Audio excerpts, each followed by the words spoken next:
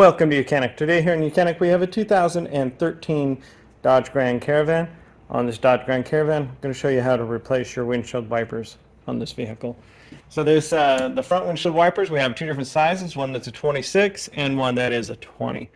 And so the driver's side is a 26, so we just need to pull up this arm and we get that up.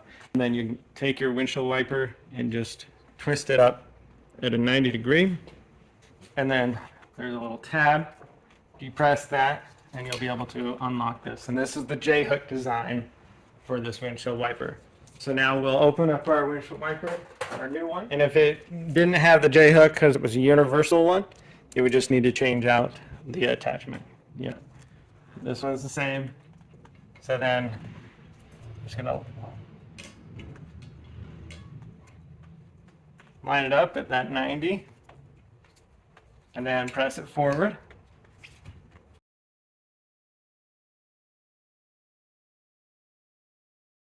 There you go. And then be able to set that that wiper down. Don't just smack it down. You have the potential of breaking the window. And so we just repeat the process for the other side, on the passenger side, and that's going to be a 20-inch on the passenger side. And so we'll just do that also. Same thing, now we can pick this up, twist it to a 90.